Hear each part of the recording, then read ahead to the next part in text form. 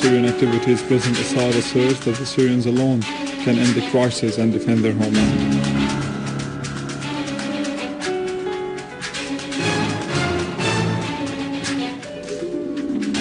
Syrian armed forces continue their operations in various areas, and the Minister of Defense tours Al Khalidiyya quarter in Homs.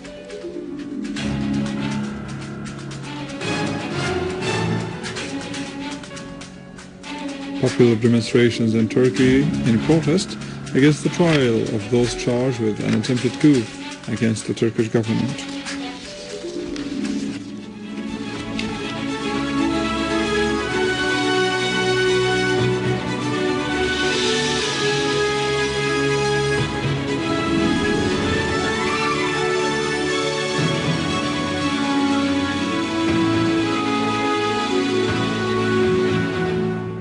Good afternoon, this is news in English from the Syrian Arab television in Damascus.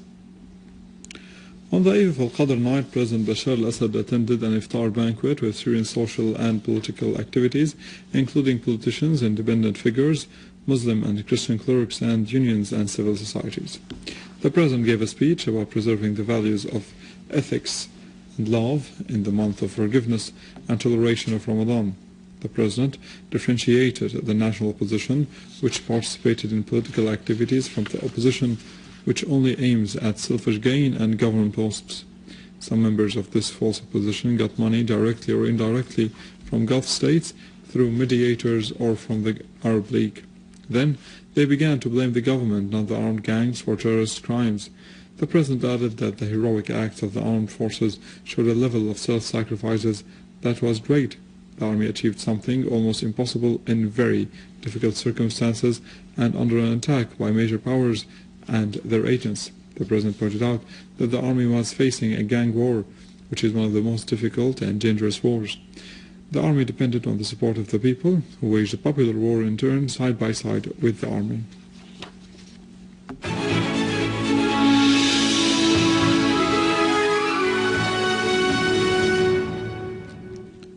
President Bashar al Assad assigned Prime Minister Dr. al-Halaqi to represent Syria in the celebrations of the constitutional oath of the new Iranian President, Dr. Hassan Rouhani. President Rouhani asserted that Iran was seeking peace and stability in this region and rejecting sanctions, pressures and threats. Iran would deal with all countries on the basis of equality, mutual respect and common interests. He added that any political regime should be set up by the people away from any foreign intervention. Iran opposes any foreign intervention or any use of military force to determine the destiny of any people. Nobody is capable of controlling the Iranian people through economic sanctions, pressures or threats of war. The only way to deal with the Iranian people is through dialogue on the basis of equality and mutual respect. In the same context, President Bashar al-Assad sent a letter to the Iranian President Hassan Rouhani concerning the strategic relations between the two countries in all fields, and their joint will to confront the Western and American plots and their tools in the region. The letter was delivered by Prime Minister Dr. al-Halaqi, who expressed appreciation of Iran's support of Syria, particularly in the economic field during the World War against Syria. This support consolidated the capacities of the Syrian economy and enabled it to remain steadfast. President Rouhani thanked President Assad for the noble feelings expressed in his letter. He also stressed Iran's determination to consolidate relations with Syria against all challenges.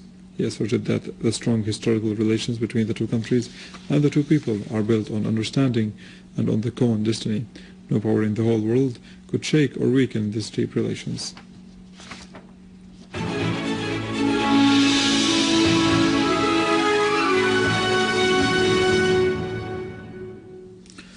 Deputy Commander General of the Armed Forces and the Syrian Arab Army and Minister of Defense, Brigadier General Fahad Jassim al-Frij, visited our armed forces, which restored security and stability to Al Khalidiyya quarter in Homs. He pointed out that getting rid of the terrorist groups in narrow streets of this quarter was an important military miracle. He asserted that the army would continue to chase the terrorists and save our homeland from their violent crimes, expressing appreciation of the self-sacrifice of our great martyrs who liberated our homeland from the murderers. He added that Syria would overcome the cowardly terrorist campaign supported by more than 80 states trying to carry out Zionist American plot in this region.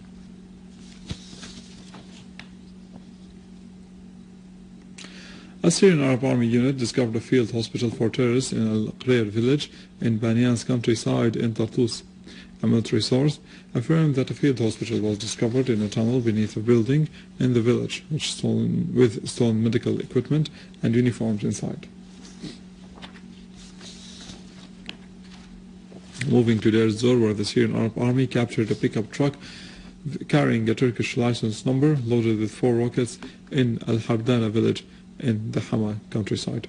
While in Deir ez-Zor, our valiant army targeted a convoy of vehicles, one of which was carrying anti-aircraft rockets and mortar shells. They killed and wounded the terrorists. Also in Deir ez-Zor, units of the Syrian Arab Army yesterday restored stability to the quarter of Al-Rashidiyah and killed and wounded a large number of the terrorists who spread sabotage and chaos in the area and displaced its people.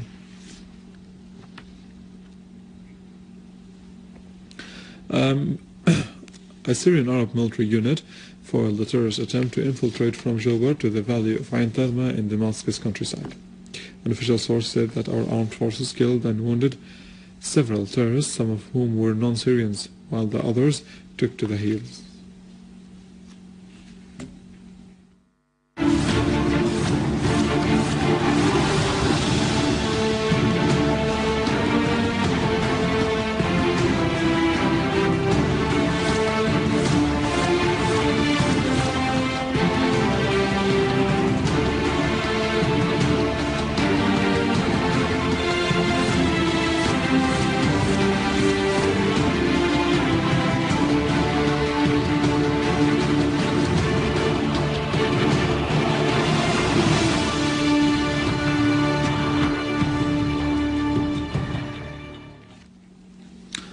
The Syrian Commission for Family Affairs distributed clothes for all the families who live in 3 temporary accommodation centers in Mezzeh and Dummar on the occasion of Al-Fitr Eid.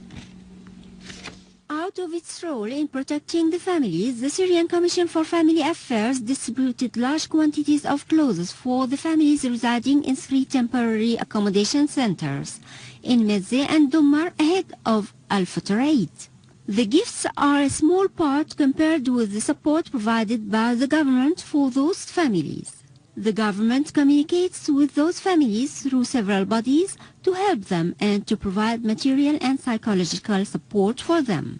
In return, residents in those centers expressed confidence that the Syrian Arab Army will rid them of the terrorists who forced them to leave their houses.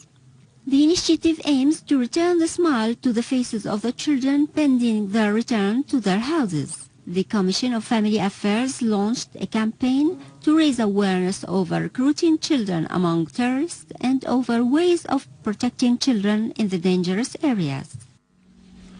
The American newspaper World Tribune asserted that Saudi Arabia sent the head of its intelligence to interview the Russian leaders in what can be considered as the first direct talks to end the crisis in Syria. The paper added that Bandar bin Sultan met the Russian President Putin to discuss the conditions of the ceasefire and the destiny of the armed members of the political opposition. The paper also quoted Russian officials as having said that Riyadh wanted to put an end to the crisis. Saudi Arabia, which is considered the main mentor of the armed gangs in Syria, has concluded that its mercenaries would never be able to overcome the Syrian army. The French Afrique Asia magazine published an article entitled "Turkey, the Destructive Failure of Policy in Syria." The paper said that Erdogan was setting the house of his neighbor on fire in order to remain the strong man in the area. However, he did not expect the danger to increase and the fire to reach his own house. The paper said that Erdogan considered himself a democratic ruler. However, he has abjectly failed in his foreign policy. He did not remain committed to the democracy, as he claimed. The paper said that Erdogan should have thought of the dangerous consequences of allying himself with France and Britain against Syria. His Western friends did not protect him from the implications of the Syrian crisis, which have become a problem for Turkey itself. Thousands of demonstrators gathered near Istanbul's Silivri court to protest an expected verdict in a 5-year trial over an alleged conspiracy to overthrow Erdogan's government. Despite a decision by Istanbul's governor to ban all gatherings, thousands of Turkish people gathered around Silivri prison in support of the defendants and the trial, known as Ergenekon. Demonstrators held the Turkish flag and chanted slogans calling to put Erdogan into trial instead of those defendants. Protesters said that the case is an attempt by Erdogan's government to undermine Turkey's secular legacy. With this, we come to the end of our news for today. Thank you for watching. For more details about Syria and the region, and to view this bulletin again, you can visit our website in English, www.syriaonline.sy. Now to the latest in the world of business and the market news with Vani after the break.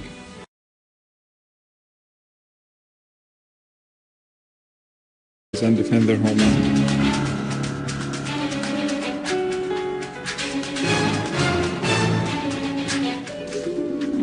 And Syrian armed forces continue their operations in various areas, and the Minister of Defense toured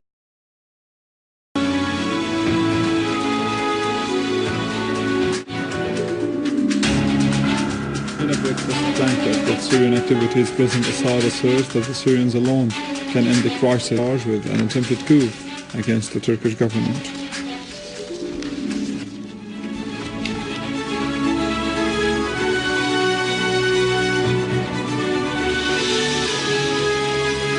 Al Khalidiyya quarter in Homs.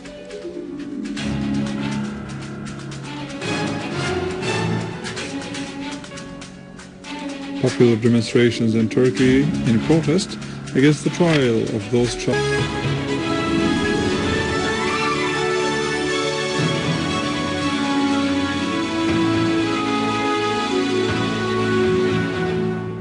Good afternoon. This is news in English from the Syrian Arab Television.